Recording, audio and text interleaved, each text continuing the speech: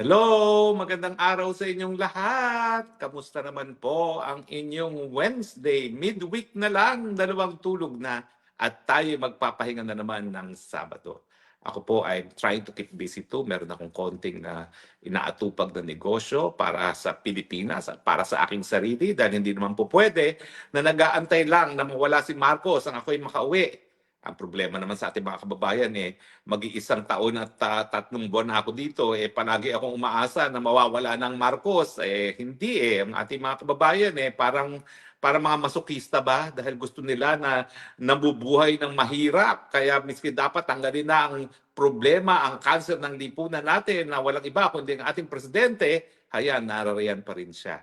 Kaya ako naman, life goes on for me. Ang pagkakaiba lang, iniisip ko na kinakailangan talaga ipagpatuloy ang buhay ko dahil habang hindi pa nagdedesisyon ang sambayan ng Pilipino, natanggalin na ang problema natin sa Pilipinas at yan ay walang iba kundi ang Marcos. Ngayon mga kaibigan, well, hindi ko naman po tinatanggi na ako po'y nanirahan sa UAE ng mga 6 na buwan. Napakasarap po ng buhay ko doon dahil meron ako doong brother na tinatawag, lahat libre. At napakaganda ng aking buhay doon.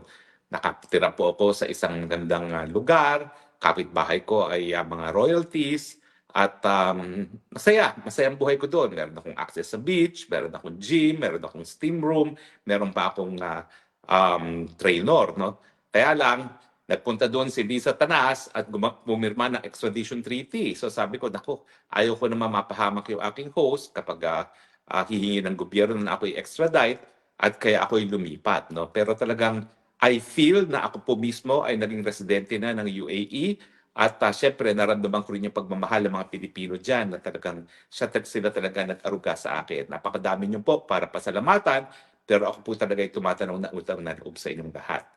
Kaya nga po ako nagtataka, anong ginagawa ni Marcos Jr. ngayon sa UAE? Totoo po na napakadami nating mga kababayan na nagtatrabaho dyan. Susunod po sa Saudi Arabia, pinakamaraming Pilipino nagtatrabaho na sa UAE.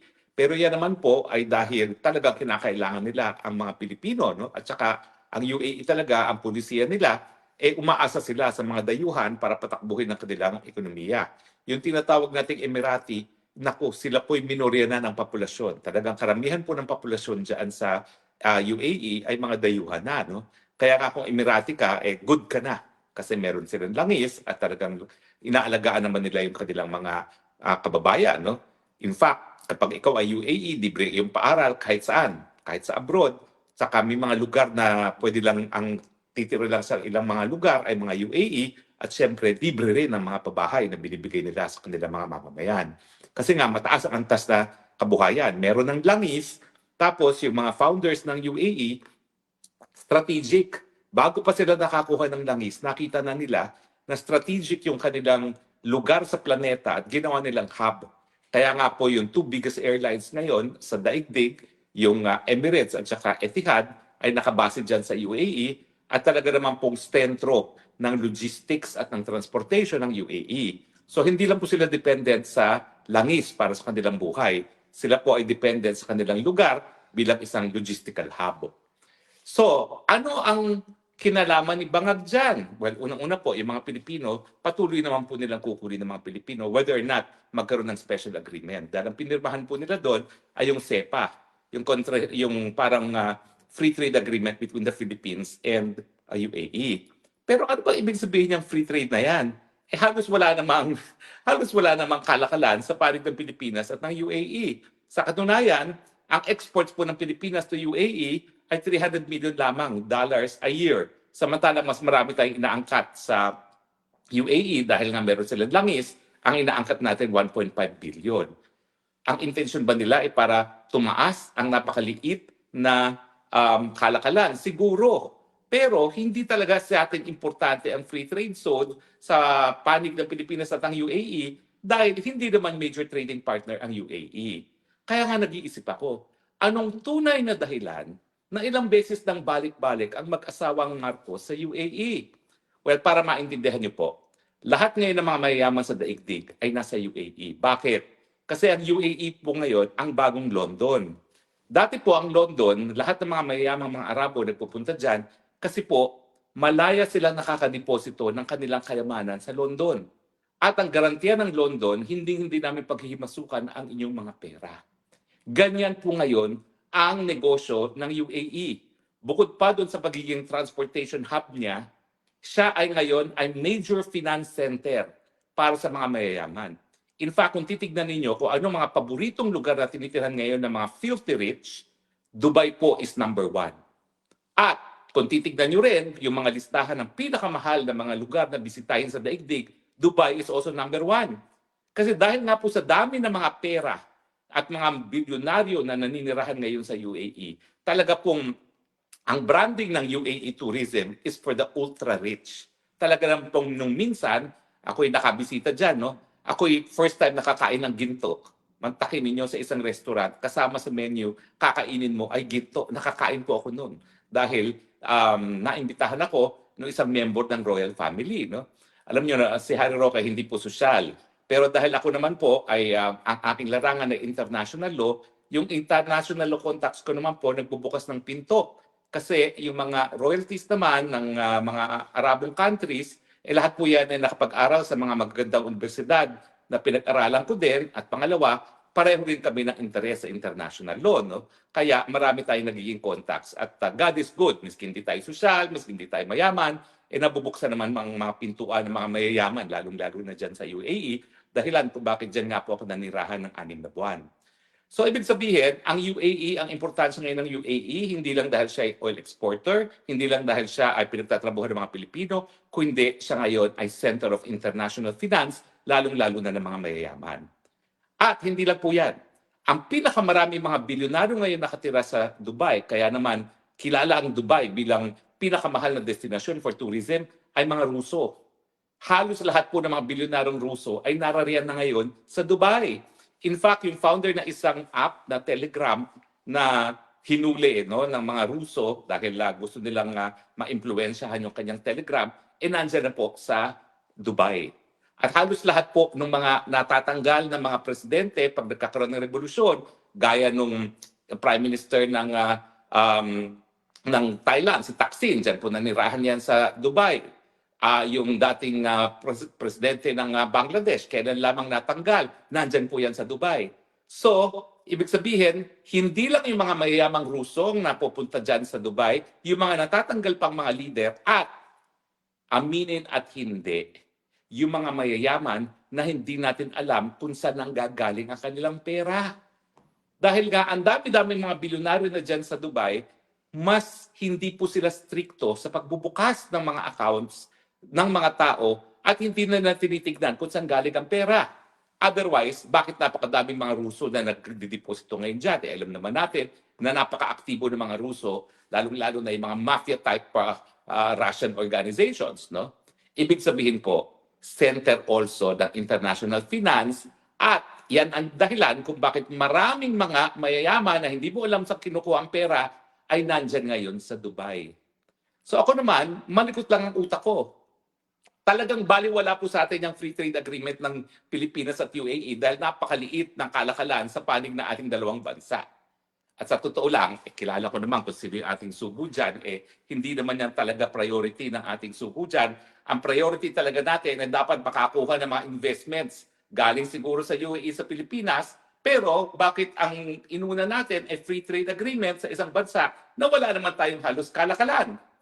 So ako, nagbabalik tanaw ako, ilang beses na nagpunta dyan si Lisa Araneta Marcos. Parang 2 beses na. Si Marcos, ilang beses na rin. Parang pangalawang beses na rin niya ito. Ito na ang pinaka-binisitang bansa ng mag-asawang Marcos, ang UAE. At sa tingin ko, hindi dahil gusto nila mag-free trade. Sa tingin ko, it is for the same reason, yung mga Russian billionaires ay nasa Dubai at same reason kung bakit yung mga natatanggal sa pwesto ng mga leaders ay nakatira ngayon sa Dubai. Ibig sabihin, tingin ko, narariyan ang mga Marcoses dahil yan ang ginagamit nilang bansa ngayon para sa kanilang mga nakaw na yaman na ninakaw pa nila nung panahon ng martial law na ngayon ay linilipat-lipat. Di ba nung kailan lang lumabas ang report na number 1 pala ang Pilipinas sa movement ng crypto? Saan nanggagaling yun? Wala naman talaga mga Pilipino na nakikrypto. ang duda ko, gumagalaw ngayon ang nakaw na yaman ng mga Marcoses, naninakaw panahon pa ng martial law. At siyempre, lalong lumalago dahil sa mga nababalitang mga pagnanakaw na nangyayari ngayon sa gobyerno ni Marcos, kasama na yung sinabi ni Zaldico na sa 2025 budget, 100 billion ang insertions ng ating presidente at siya mismo nag-deliver ng 25 billion. Saan mo nga naman i-deposit ang 25 billion? Eh di, palitan mo na lang yan, i-crypto mo na yan, ipasok mo sa UAE dahil napaka-establish po ng cryptocurrency sa UAE. Parang ordinary bank account lang po yan. Sa totoo lang sa UAE, may mga ATM na sila para sa crypto. So sa tingin ko po, hindi free trade agreement ang habol ng mga Marcoses, kung hindi ang kanilang nakaw na yaman, baka narariyan na ngayon po sa UAE. Gaya ng mga pera ng mga bilyonaryo na hindi natin alam kung saan nanggaling ang kanilang mga kayamanan. At siyempre, baka nakakaamoy ng mga Marcoses na baka mamaya gaya ni Thaksin, gaya ng Prime Minister na Bangladesh na natanggal, na talagang sinunog yung presidential palace, no? At tumakbo siya sa Dubai, eh baka dyan din tatakbo mga Marcos. Dahil alam ko naman, kayong mga Pilipino, may hangganan ng inyong pasensya. At darating na ang panahon, at sa tingin ko malapit na yan, na magagalit ng tuluyan ng Pilipinas, negative 27 na nga ang kanyang approval rating, at 94% ay naniniwala na lantaran na talaga ang korupsyon sa Pilipinas, darating ang panahon na baka gaya ko, ang mga Marcoses dyan tatakbo sa Dubai. Kaya narariyan na ang kanilang mga tinatagong yaman na sigurado ko na hindi nang galing sa kanilang hirap. Dahil ako isang drug addict na hindi man lang nakatapos ng college, walang kakayahan gumawa ng sariling pera. Kung hindi manahin ang nakaw na yaman at magpayaman palalo dahil sa mga bagong nakaw na yaman galing sa mga flood control projects. Diba po? Agree ba kayo o disagree? Pero talagang walang saysay. Bakit 2 beses na si Lisa Marcos nakarating dyan? 2 beses na si Marcos nakarating dyan? Wala nang ibang bansa na ganyan kadalas binisita ang mag-asawang Marcos kung wala silang personal na interes para pumunta dyan sa Dubai. Anyway, bago tayo magtapos, dahil talagang sinabi ko 2 pag-uusapan natin, nais ko lang pong muling magbigay pugay dito sa 2 batang kongresista na nagbibigay pag-asa sa buong bansa na merong pagkinabukasan ang ating bayan dahil hindi lahat ng politiko ay korap. Pinapakita po ni Congressman Miao Miao Barzaga at ni Congressman Leandro Leviste na itong mga bagong mga politiko natin ay po pwedeng tumalikod sa kapangyarihan para yumaman at talagang manilbihan para sa bayan. Tignan nyo naman ngayon ang sinasapit nitong si Miao Miao at ni Leandro. Si Miao Miao dahil talaga naman pong matagal na siya nagsasalita laban sa bangag ng presidente, laban sa korupsyon. Ngayon po, hindi lang siya sinuspende ng Kongreso, dinidemanda pa siya ngayon ng hepe ng kanyang partido. Kinakalaban ni Barzaga ang presidenteng bangag at ang pinakamayamang tycoon ng Pilipinas. Hindi sa kumukurap dahil siya ay matindi ang paninindigan na magbabago lang ang politika sa Pilipinas kung mawawala ang korupsyon at siyempre kaya naman may korupsyon sa Pilipinas dahil talaga namang pong hindi po nagkakaroon ng pagkakaiba ang kayamanan at ang kapangyarihan. Kung ikaw ay mayaman, ikaw ay magkakaroon ng kapangyarihan. Kaya nga po, ang gobyerno nagiging numero 1 negosyo, lalong-lalo na ng mga congressman at ng mga senador. Si Leandro Leviste, hindi naman niya kinakailangang mag-ingay. Sa totoo lang, kaibigan kong nanay niya, si Senadora Loren. Pero Senadora Loren is always a safe politician. Never po yan na nakikipaglaban sa presidente except nung panahon ni GMA dahil siya ay naging tumakbong vice president ni FPJ, natural. Nung nagkaroon ng issue kung nagkaroon ng dayaan sa eleksyon, natural, nasa panic siya ni FPJ para sabihin nagkaroon talaga ng dayaan at lumabas naman yung Hello Garci tape, di ba? Pero other than that, napakatagal nang naninilbihang senadora si Senator Laurel Legarda. Sa tingin ko, siya na ngayon ang pinakamahabang paninilbihan sa senador sa buong kasaysayan ng Senado. Safe po yan. Palaging pumapalagitna. Kaya itong ginagawa ni Leandro Leviste, pati yung karera ng kanyang nanay ay naapektuhan. Pero hindi nagpapapigil po itong si Leandro Lebiste. Dahil ang gusto lang naman talaga ni Leandro Lebiste, matapos na itong kultura ng korupsyon, lalo na sa Kongreso, kung saan ang pangunahing pinagkakakitaan ng mga senatong at congressman ay yung mga infrastructure projects. Huwag po natin kalimutan na isa sa pinakaunang nakaupong kongresista si Leandro Lebiste, kung hindi siya lang ang kaisa-isahang nagsampa ng kaso laban sa isang district engineer dahil siya ay inoperan ng 10% at 15% para sa mga proyekto sa kanyang distrito. Na kanyang tinanggihan at indinimanda pa for direct bribery yung DE na yan. Samantalang lahat ng mga kongresista, pag sila'y nanalo na, naku, inaantay na ang bisita ng district engineer dahil alam na nila na ang kanilang kubra ay manggagaling sa district engineer. Pero tinalikuran po lahat yan ni Leandro Lebiste. Wala siyang pakialam dyan. Bakit? Kasi nga, dahil siya naman po isang entrepreneur, naibenta niya yung share sa isang kumpanya na wala pong hawak ng prangkisa ha. So mali po yan sinasabi ng ombudsman na gumawa ng pinagbabawal na bagay si Leandro dahil ang binenta niyang shares ay sa isang kumpanya na hindi hawak ang prangkisa. Yung meron pong prangkisa ay yung solar power para sa bayan. Hindi po yan ang binenta niya sa MVP Group.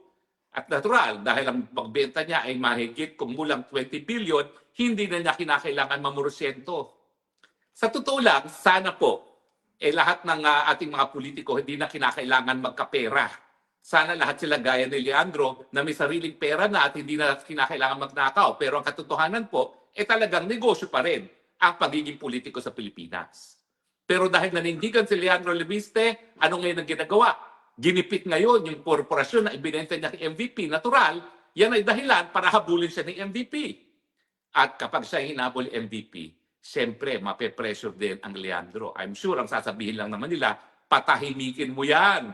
Dahil pag naisa publiko yung Cabral Files na yan, mapapatunayan yung sinasabi ni Zaldico na 100 billion ang naging insertion ng Malacanang sa 2025 budget at 25 billion ang kinita ng presidente mismo na personal na diniliber ni Zaldico kay presidente.